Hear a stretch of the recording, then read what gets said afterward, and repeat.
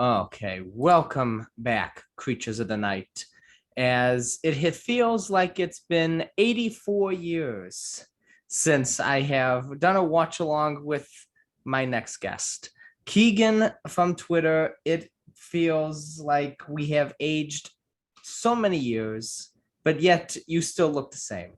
And I thank you so much for joining me here before you move on to your next chapter in life, which I'm sure you'll talk about with me here on the podcast, as we sit down to enjoy Vengeance 2002, one of the best triple threat matches ever, as The Undertaker defends his Undisputed Championship against the Great One, The Rock, and Kurt Angle, two of the best to ever lace them up with The Undertaker. So I am looking forward to watching this match with you. And give us the rundown. How have you been? It feels so long since we sat down together, but seems like we picked up right where we've left off. And tell everybody, how's everything going? What's your next chapter in life look like? And share the good news as you shared with me. Well, first, thanks for the compliment about my age because yeah, I ever since I started university in 2020, it's felt 84 years. It's gone by fast, but at the same time, it's felt like 84 years because of all the sleepless nights I've had where I have pulled off all-nighters for months upon end getting stuff done, which you I'm sure know about as a university major yourself. So right now I'm just about to conclude my third year. I have one more exam left, and then I'm heading into the twilight of it. I'm heading into my last year, and at this time next year, I'm gonna have my honors degree in English and history both. So that's Awesome. what's going on right now. And otherwise too, like the other big news is that on April 29th, I leave Canada and I'm coming to the United States because I'm training with Seth freaking Rollins himself for 3 months. I will be in the United States for 3 months altogether. And then after that, when I come back, I'm going to see where I am in, physically and what kind of ring awareness and ring IQ I have. And then I'm going to start taking bookings here in Canada and then hopefully in the United States as well, depending on my visa. So that's a lot of what's been going on. But it's hard to say everything that's been going on because with university, that's generally what's going on in the bigger picture. You have so much going on at once that you don't have time for anything else. You don't have time to record anything. You don't have time to barely even watch wrestling. Like I try to watch weekly, but I can't keep up fully because of my schedule. And I don't have time to do shows like yours all the time, and that sucks because I enjoy doing these with you. But when I do end up having a time where I don't have to write an exam or write an essay or any other paper or record interviews with classes or anything, I'm this is what I love to do. Awesome. Well, I'm glad to have you back. My pleasure. Congratulations on getting ready to be trained by Seth Rollins. Thank Uh, you. the ability to take bookings not only in Canada but hopefully in the U.S. You were telling me people are already presenting offers to you, and that is something that is amazing. And all the best to you with that. And I'm sure you'll knock it out of the park. You're being trained by one of the current day's best superstars. So definitely, definitely a future to be that's looking bright and to be proud of. Thank you. I very much appreciate that because the thing is with Seth is I've looked up to him for years. I probably since I say in grade 7, I would say I started like really looking up to him. That's Shield Day still, and Oh, I yeah. didn't watch, I didn't watch other stuff like Ring of Honor then because I was too young. But then a couple years after I started to venture into it, and I saw Seth's work. I think it was a match that he had. I want to say with Ryan. It was on Raw in 13, and I was so wowed by what he did. And I said, man, like that's a guy when I wrestle. And this is me talking as a kid, but I said, like, man, that's one guy I would love to wrestle one day. Because he's so smooth, he's so good, he can talk. His gimmick's great. He has great personality. So in order, like, if you would have told me 3 years ago that I would have been getting trained by arguably the best guy in WWE right now, maybe even in the business, that's saying a lot because I would have looked at you and said, yeah, it's a nice stream we got there.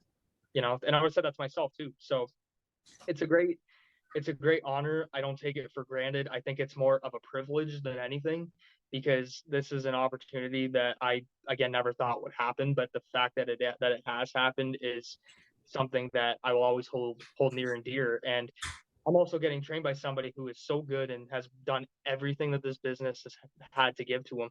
And hopefully that kind of corresponds into my future, and I can kind of make that my own path too, with bookings and with my own style. Because like, obviously I'm going to learn his style, but I want to incorporate my own little style as well, especially personality wise. And if you know me on Twitter, you'll know that for sure, that I do exploit my personality on there quite a bit.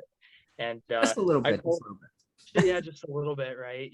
And I hope that can that can correlate into something bigger one day, maybe in the United States or elsewhere. But I'm just gonna right now focus on Canada and maybe a couple other European countries, like maybe Germany and England, places Oh. like that. Yeah, Ireland. Yeah, because the visa thing there isn't as strict as it is in the True. United States. Like, you still need one, but it's not as hard. I shouldn't say it's difficult to get, but it's not as strenuous of a process. Whereas in this, but again, too, if you want to make it in this business, you have to wrestle in the United States. So that's one thing that I really want to get forward, and I want to do it correctly, and I want to do it under the right circumstances. So let's make it happen in the future. Yes, let's do that. And looking forward to seeing where your career goes. You keep us updated. And Yeah. whenever you have a free time, you're welcome on this podcast whenever you want to. We'll watch any Undertaker match you want to, and give us any updates. Yeah, I will. And I'm actually going to be studying a lot while I'm there. So when I have ice bags all over me from getting the crap kicked out of me in training, and I'm just sitting on the couch or I'm laying down in my bed or something, you can bet that I'm not just gonna be sitting there doing nothing. I'm either going to be coming back to go ask for more when I go back in the ring, and I'm going to go back and go train more, or I'm going to be studying matches, which I've already been doing for a long time. But you can never stop learning in wrestling. That's That's the number one rule. So that's probably what I'm going to be doing. And whether I'm hurting or not, I will be doing this great. either way. Well, we've heard from you, we've heard the rundown, and now I think it's time for our meat and potatoes of this episode, the Vengeance 2002 Triple Threat match. Are you ready? I am ready. Perfect. Then we are both queued up at 2 hours, 14 minutes, 30 seconds. Me on Peacock here in the US. Do you still have the network in Canada? We do. Okay. We're So lucky. you still have the network in Canada. They have not been taken over by Peacock yet. No, I Uh, hope not. so in here on Peacock, it is season 2, episode 1, Vengeance 2002. And for You the ready? network, it's just Vengeance 2002. See, it's a good thing we had that little tidbit in there. Yeah. So you ready to rock and roll? I'm ready to rock and roll. Excellent. So let's count it down in 3, 2, 1, play. Funny you said rock and roll too. If you look at my hairstyle, I think everybody should know that I'm ready to rock and roll at all times. It's got to get trimmed up though before I go. It's getting a little long, but it doesn't look like a stereotypical mullet right now.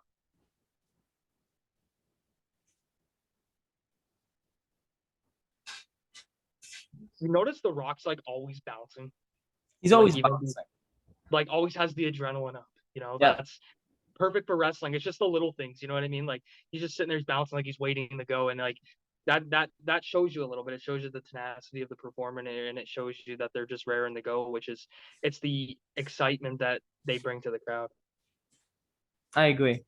There's also a Kurt Ruthless Aggression angle sign there. That's pretty cool, because Kurt was arguably the face of that era. So I think that's a pretty cool little tidbit as well. Yeah, this is the infancy of Ruthless Aggression. Yeah, it literally just started, I think, like a month before this, month or two.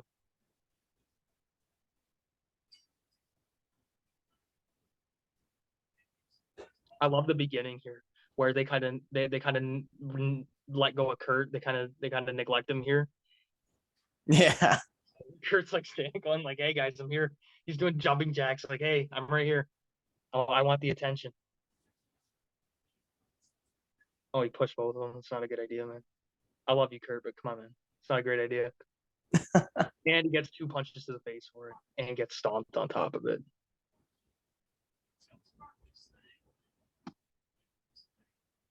Here's a fun little fact about that camo singlet Kurt's wearing. So you see how it's gold? Like he has red, white, blue, and gold. What happened was with that, the reason why it looked discolored later on when he wore it in further matches was because he put it in the dryer, and you're not supposed to, and it turned the gold pink. Oh my God. He did a promo shoot with that singlet that I have autographed, and it's pink, and he told us the story about it. Wow. You see The Rock, like he slammed Taker's face to the ground, and then he strutted off to the other side of the ring, like it took as much out of him as it did Taker. Yeah. Because Taker's so big that you would think he's like using his full force to slam Taker's face to the mat. Yeah. Also, a very unique look for Taker here too, with no black hair dye. I know, right? Undertaker's red hair coming through. You know what's funny too? He had this same look except with longer hair when he wrestled Kurt at No Way Out 06. Right. Yeah. He didn't No hair dye. Yeah.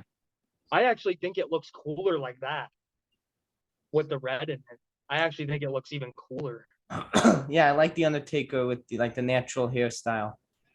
It just looks cool. Like it actually looks even cooler. Like I don't know how to describe it. Like it looks more natural, like if that makes sense. And I don't care. Taker's a badass either way, literally and figuratively. Well, literally here, yes. Yeah, literally and figuratively. You know what though? He kept the badass stuff for a little while after he even went back to the Deadman gimmick. Like he kept the gloves, he kept the biker pants. Oh yeah. Which is my favorite Taker look, by the way.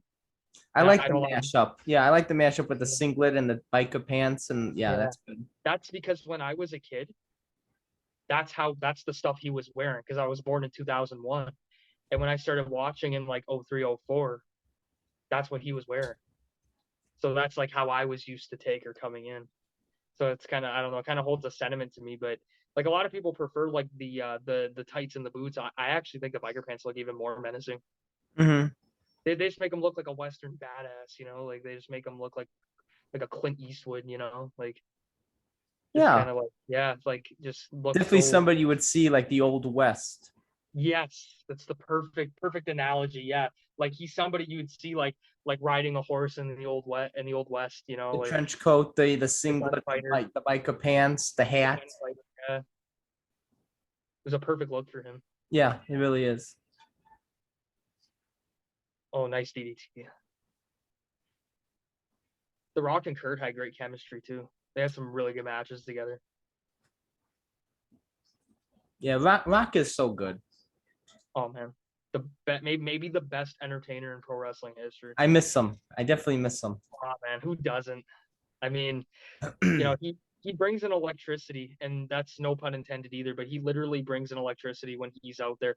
Like even the way like he like holds the mic up to his mouth, like just that little thing gets the crowd going because they know it's coming.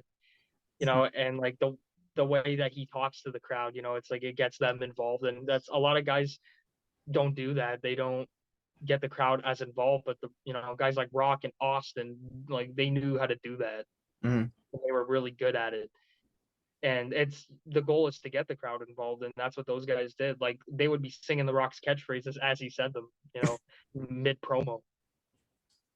No matter what he said, like he got everything over, like the people's whatever was on their mind that night, like the people's mic or the people's championship or whatever. Like he got that stuff over. I don't know. Oh yeah, and that's not an easy task to do.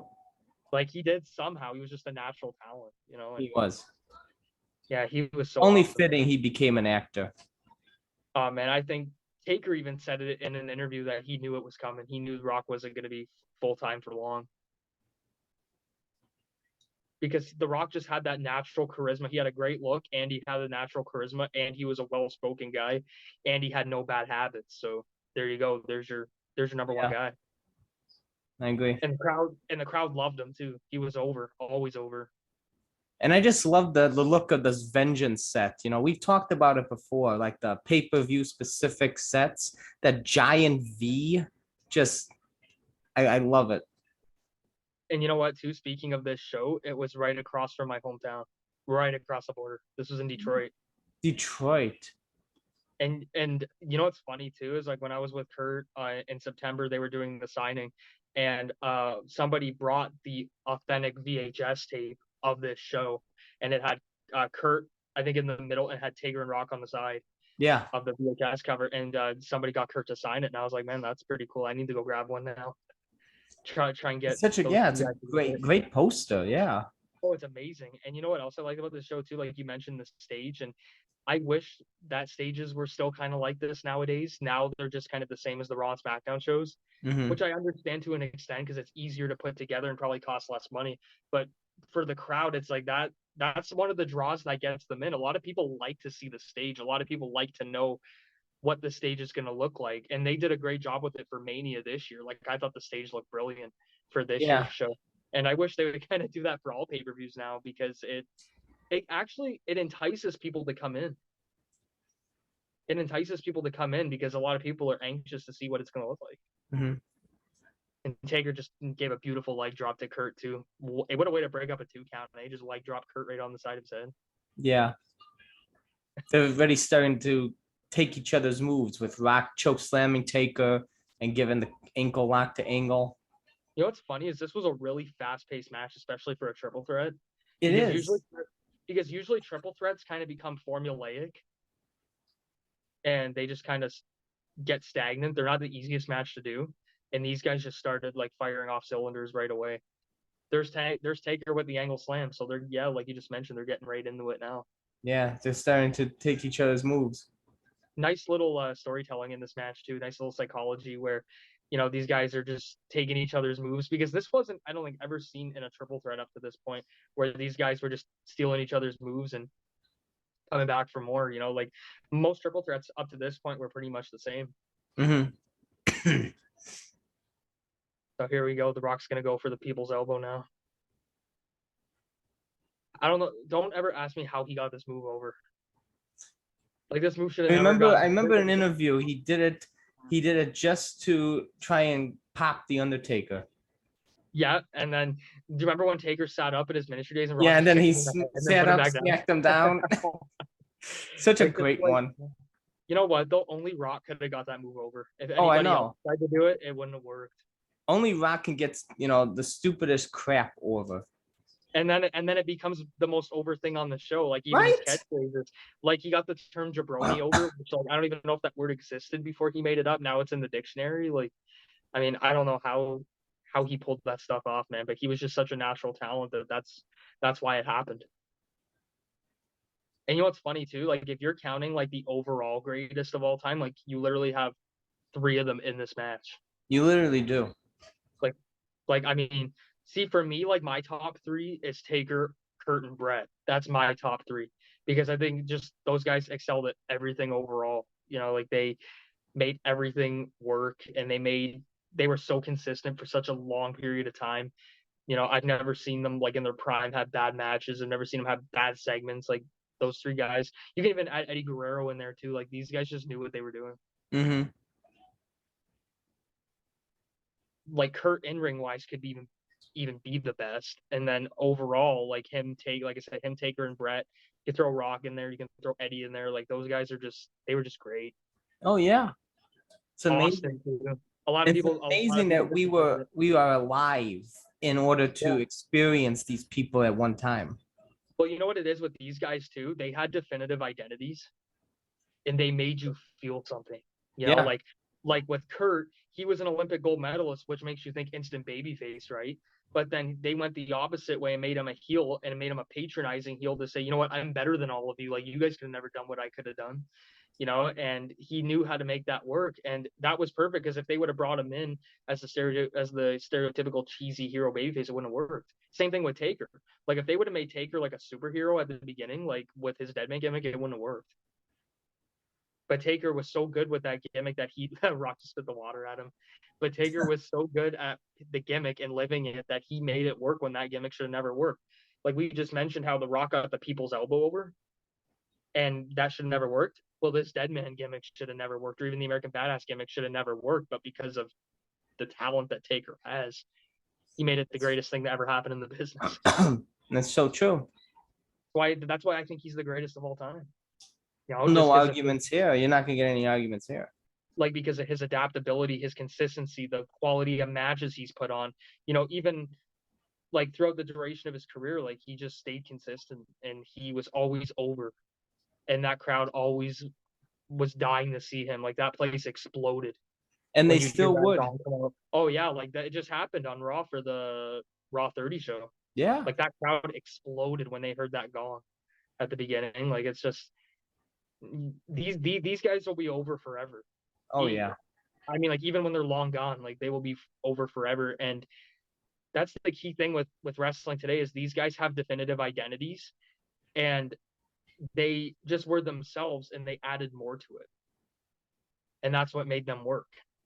Like all these guys were really themselves. Like Taker even had personality of the Taker gimmick before he even was the Undertaker. Mm-hmm. And that's why it ended up working so well.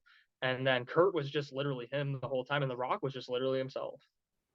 You know, like this is why these guys were so awesome to connect with. Like that's why people still talk about these matches and moments today in reverence almost 20 to 30 years later, because these guys made them feel something that they never felt before as fans. And it still goes on today. I think because a lot of things are different now, that these guys are almost in a whole different universe of their own. Like a lot of guys, like wrestling today's more about in-ring work rate, which is a good thing. Mm-hmm. But it's just because the business has changed. Like these guys were very personality driven, but could still go in the ring. Whereas today it's about more of moments in matches than moments outside of matches. That's the key difference today. You're right. Did you just see The Rock go like this when he was throwing his punches? He pretended like he was doing revving up the bike and then punch Taker, and then he just sold that DDT by flopping like a fish. Great sell. Like this head. Only Rock can get away with so much shit. Well, even the way like he sold the stunner, like you would think he's like back flipping out of the universe or something, and it was great. People loved it, and that's all that matters. And then people bought it, and they love to see it. So, and he just got more and more outrageous with every year. And plus, too, he knew how to read the crowd. He knew what they wanted.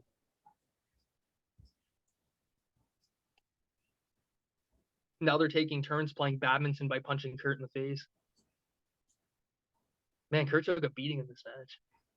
I know, he's the first one busted open. Oh, yeah, he's got the crimson mask on. Good God. Choke slam time. Oh, low blow. What a cheap shot, man. But then again, if you're against Taker, what are you going to do? You got to go for the low blow, man, when he's got you around the neck. I mean, you have to.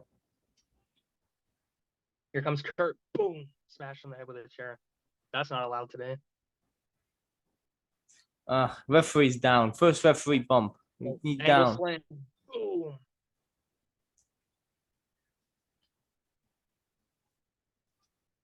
You know what's funny is though, this was one of the best matches of the year in 2002, and they had it on a B show pay-per-view.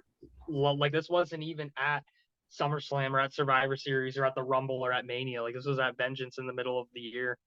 Right. Which is pretty crazy. Shows how stacked these shows were back then. Yeah, the roster was so huge, and 2002 is such a good year. It's one of my favorites. Yeah, it's a great year, not only for Undertaker, but just for the company in general. Yeah, because I think they did the brand split right before this, if I'm not mistaken. They like split the rosters up, because the roster was so stacked they had to. It was like 2 or 3 months beforehand, I believe, right before Undertaker won the title. Yeah, I think it started like right after Mania 18. So yeah, and Taker was still the champ at this point. He just had that great Raw match with Jeff Hardy like a couple weeks before this. Yeah, that's right. That amazing ladder match. That arguably made Jeff Hardy's singles career. Mm-hmm. Oh yeah. Man, talk about storytelling. That match had it. The moment people won't forget, man, when Taker raised Jeff Payne's victory. Even they still talk about that to this day. Like that got Jeff over for a lifetime, man. Boom, kick right to the head.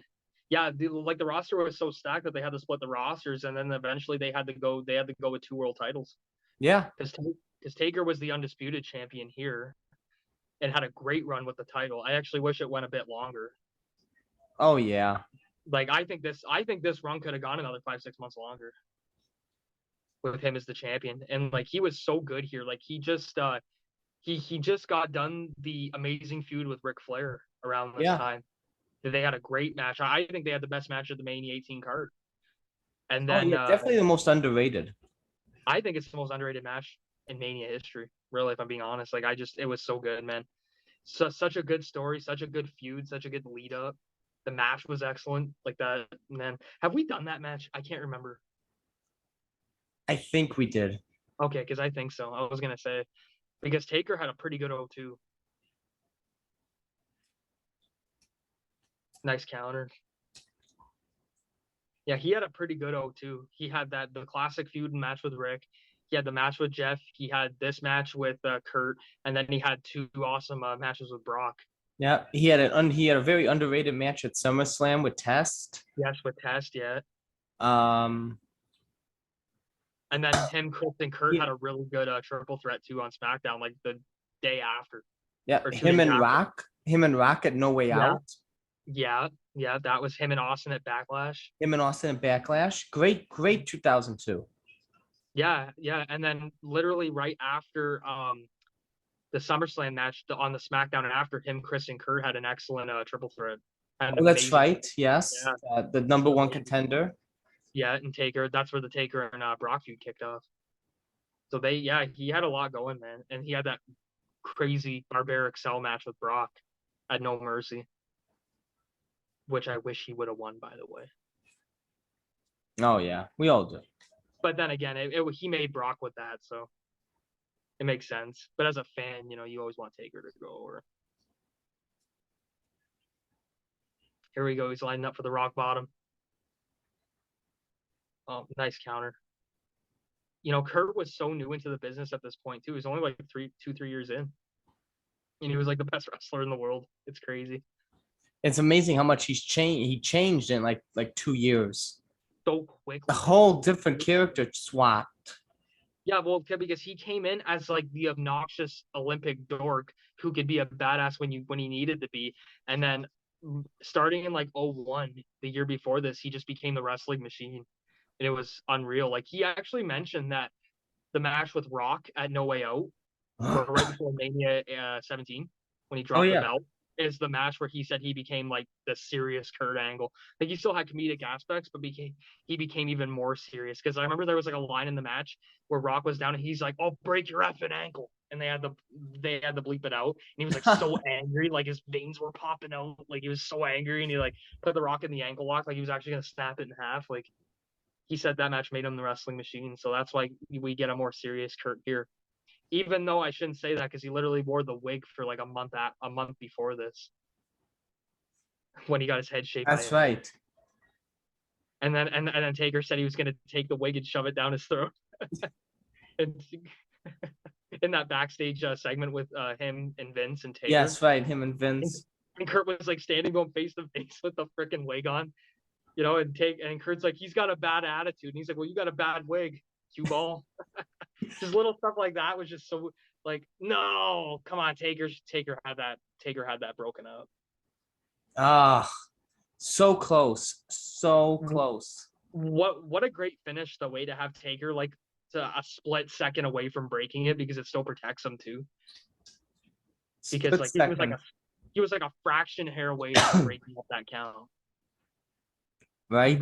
It's a good little touch to still make Taker look incredibly strong, even though he's not going to be the champion. But you know what didn't help this match? They advertised right before that The Rock was the champion going into SummerSlam.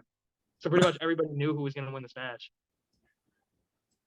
They advertised it right beforehand that The Rock was going to be the champion heading into SummerSlam. So I think a lot of people knew that Rock was going over, but it's still one of my favorite matches in WWE history. Oh, it's a great match. It's got to be like what, the third best triple threat they've ever done, maybe. I would say it's definitely my favorite. It's up there. I mean, like you have this one, you have the Brock, Seth, and Cena one, you have the WrestleMania 20, triple threat in the main event. You have the rematch at Backlash. Then there's so many good triple threats, but this one's got to be one of the best. Like, I mean, it's definitely up there. Definitely in my top 3, top 4, I would say. And then we just had a good one at Mania this year. Another one with Gunther, Sheamus, and Drew. Oh, Another, yes. another good triple threat. Man, I don't know what it is, but WWE triple threats rule, man. For some That's reason, right. I usually don't like triple threat matches. They're usually not my favorite matches in the world. But when WWE puts on a good triple threat, man, they could be the best match of the year when they're done correctly. That's true. And Taker hasn't been in all that many of them, has he? Like, no, not many of them. No, he did this one, and then he did the Kurt and Chris one on SmackDown, and then the Armageddon 07 with Batista and Edge, which was a very good match. Yeah. And then was that it? I can't remember any else off the top of my head. I can't remember any off the top of my head either. And I've watched most Taker matches, and I can't remember a lot of them. He may have done a couple in 2000 that I'm just not aware of. I know he did a 4-way in 2000. He did a couple 4-ways too. He had one at Unforgiven. He had that Armageddon. Yeah, the 6-way. Yeah. Have you done that one yet? I can't remember. Yeah, we have. Yeah, I can't remember, man. I don't know why, but yeah, it was like, I mean, there's been so many great matches that he's been a part of, whether they're singles or like overall matches. But man, he's just, man, an all-time performer that you'll never see again. You'll never see a guy like that in the business. No. I gotta meet him again. Man. I gotta meet him again, and it needs to be for longer.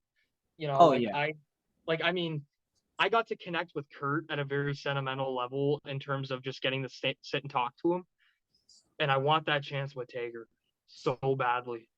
Badly. I would just sit with him for like an hour and just kind of go over things, and it would be amazing, man, just to kind of tell him like, hey man, like guys like you and Kurt, you made my childhood. You guys are the reason I'm doing this, so which they are. Yeah, so, I mean, if you get a chance to meet him again, you have to let me know how everything goes. He'll call me a mark and punch me in the face. But we just saw the end to one of the best triple threat matches WWE has ever produced. One of Undertaker's, I would say definitely underrated match. People tend to overlook this sometimes. Yeah. But great match. Any final thoughts on it? You know what? A lot of people, I've seen people say that there was too many finishers in this match, but I think it added so much more. It just made it such a fun match to watch because you had these guys who have never stolen anybody's finishers before, except for the Rock stealing. Exactly. It felt very video game-ish. You have people stealing. You have people stealing their finishers. I mean, I enjoyed it because it actually makes sense psychology-wise that, you know what, like, how degrading is it if you beat somebody with their own finish? And I love it. I love that aspect. It's very storyline and driven. That Undertaker pulls out an angle slam, Rock pulls out a choke slam, Angle pulls out a rock bottom. You have people taking your finisher to try and beat you with them because hey, they must have worked. And you know what, too? The one thing I was going to compare this to, it's like when you look at this match and you look at the 3 talents in it, it's like having 3 gladiators in the same match saying, go to war and only one of you is going to survive. And when you're a gladiator and you're fighting, you're going to do anything you can by any means necessary to fight and survive. So taking your own opponent's weapon and beating them with it, it's all fair game. And that's the way I look at it for this match. Yeah, I agree. So it was a great match, man. I was so happy to rewatch it again. Yeah, me too. That's basically my parting words. It's a wonderful match. It feels, like we said, very fast paced, and it feels very storyline driven. You have people, taking the finishers. You have you really can't describe it better than that. It's a great match, and it's definitely something that I would rewatch many times over because you have 3 of the best talents in there. You have Undertaker, you have The Rock, and you have Kurt Angle. Definitely Mount Rushmore style talents, and it was just fun. I like fun matches, and this one was fun. It was fun, and one of the reasons too why I think it was fun is because it was nonstop. There Exactly. wasn't any stalling. There wasn't any, you know, pacing issues. Like it was just nonstop action, and that's the way triple threat should be. Because I think Yeah. I mentioned it a little bit earlier, but a lot of times triple threats go on for too long, and they get too redundant, and they get too slow, Yeah. and that's just the nature because you have three people in there, and you got to work around three people. So one's got to bump and then take a rest spot for how many minutes while the other two go, and then the other one's got to bump out to take another rest spot so then the other two can go at it. So it's a very hard And match to structure. And these guys, they just did it perfectly because everybody got their stuff in, everybody got their finishes in, everybody got their offense in, everybody looked good. Like even though Kurt took the pin, he looked good. Taker looked good, even dropping the belt. With the last second attempt to revive the every match. exactly. Everybody looked good. Everybody looked strong. Yeah, Everybody got nobody the was stuff stupid, in it. And that split, and that's such a storyline moment of Undertaker just missing Yeah. the breakup of the pin. Especially with what happens later on, where he wins the number one contender to go against Brock Yeah, for Unforgiven. So there's a lot of continuity here, it and is. that's what wrestling needs too. Is wrestling needs continuity, and like WWE in '02 for the most part was firing on all cylinders. They had a lot of good going on, and this was just one of the examples. Because then like you had Kurt feuding with Rey Mysterio after this, like that talk about still being high on the card, even though losing a world title match. You have Rey's first pay-per-view match ever in WWE, and it's against Kurt Angle in the opening match of SummerSlam, and arguably the greatest SummerSlam of all time in '02, which I Oh think it yeah, is. great And like SummerSlam. Kurt and Rey's your opening match. I mean, like, what does that tell you? Yeah. That's a strong card, man. So, anything else before we wrap up this episode? Any other things do you want to discuss before we put a Oh, bow on Vengeance 2002? just one question for you. Go ahead. Have you seen the new Legends Undertaker Elite out from his 1997 run?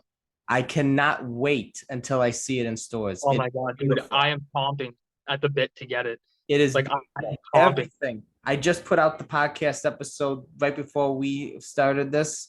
Um, Everything Mattel revealed last week or so. I can't wait. I got to get that, and I got to get the new Bret Hart Ultimate Edition that came out. It Oh, is beautiful. And I usually just like to collect a lot of Taker and Kurt stuff, but that Bret Ultimate Edition, man, with the pig oh yeah. jacket, He looks I can't great. pass. I can't pass on that, man. If I see it, it's mine. And I mean, the thing is too is a lot of wrestlers won't admit this, but they're big collectors. They're all fans, whether they admit it or not. So when Yeah. they see something that they like, they're gonna grab it. And I'm one of those people too, that if I see something I like wrestling wise, you can bet I'm gonna grab it. So when I see that Taker O, wherever it is, Oh, it's mine. 100%. I might even get two of them. I might you get one to keep in should. the box and keep one to display out. It's great. It's a great figure. It looks fantastic. I can't wait to find it. How underrated was that WWE title run in '97? Oh, totally underrated. He does it. It was so It's good. It should have lasted longer. amazing. It should It have should. lasted longer. You know what? This is gonna sound crazy, but I would have had him. I would have had him. I would have had him go to Survivor Series with the title. I honestly, here's what I would have done. To be honest with you, I would have had worked this somehow where Taker and Shawn still happens in the cell, right? So let's say Taker drops the belt to Brett at one night only, at like in England, and so Taker drops the belt to Brett, but then Taker and Shawn do their thing, and then what happens is they do the cell match, and then you can still work around the screw job, have Taker take the title off Brett again, and then eventually leading into the Rumble, Taker gets screwed by Kane for the belt, and then that's how you can get Taker and Kane, and then Brett stays in the company as well. Maybe that's just an idea. But That's a then good idea. Taker could have had from like March to September with the belt, then had like all of October without it in mid-November, and then wins it back, holds it till like the end of January, and then can get screwed by Kane again, and then Brett stays hopefully, and then you can get maybe Brett, Shawn, and Austin in the three-way for Mania. That would have been huge. Oh yeah, that'd been great. Especially if Brett, I mean, especially like if Brett and Shawn didn't want to do a singles match Hmm. and you added Austin into it and had Austin go over, that would have been a huge match for that time. Yeah. So, I mean, but I don't know. I think Taker could have had that run longer. And I think this run should have been longer too. I think this run should have went until he lost to Brock. That's just my opinion. No, yeah. But I mean, like, that's what I personally would have done. Or I what I think would I have would have done. done the same. Yeah, or or what I would have done is I Taker drop the belt to Brock at Survivor Series instead, or No Mercy, one of the two, because then like you didn't have all the transitional champion stuff going on at the end of '02, and then Taker could have went on and feuded with maybe Chris for Mania 19 or whoever, and then you could still get your Brock and Kurt match for the belt. I think that would have been pretty cool. Because then you Yeah, would have had it's so much fun to speculate and redo WWE history because you never know what could have happened. exactly, like you never know exactly what's going to happen in the WWE, and that's kind of the beauty of it because it's so unpredictable. Anything can happen in the World Wrestling Federation. Well, like because like you can have one guy here the one day, and then the next day there's a whole other guy where you're like, oh my god, that guy's going to be the future, or Yeah. that guy's going to be the world champion, and yeah, I mean that's just the way it is there, and it's perfect because like as a fan, it keeps you always going and always wondering what's next. Yeah. And I think that's, a perfect way to wrap this all up. We just talk about figures, talk about that awesome Legends figure. I can't wait to get my hands on it. And so before we go, tell the people where they can follow you. They can follow me, Keegan Dimitrijevic, at Twitter at KeeganRW, and also to my new recently created Instagram, which I'm not good at using, but I still have it at the Woo! Keegan RW. Yeah, and on YouTube, obviously Keegan RW, which I post very mediocre videos, but they're there anyway. And don't you have a Twitch? Yes, I do. Yeah, Keegan RW Gaming. I can't be on it a lot as much as I want because of school related stuff right now, but once I'm off, you can bet I'm going to be on there streaming anything I can find. Fantastic. So you heard that here, Creatures of the Night. Follow him wherever you can, as he is one of my favorite guests and one of my best social media friends that I have made through this podcast journey. Likewise. And thank you so much. And like I said at the top of this episode, all the best to you. I know you'll do great. I know you'll hit it out of the park, and I can't wait for updates. And next time you're here, I'm looking forward to hearing what you've been up to. Very much appreciated, Steve. See you soon. See you soon. And so, Creatures of the Night, make sure to like, comment, and subscribe on this YouTube video. Make sure to follow me on Twitter at CollectUpDead and on Instagram at CollectingDeadMan. Make sure to join us here next time. Same Taker time, same Taker channel, as we keep on rolling, baby. Until next time.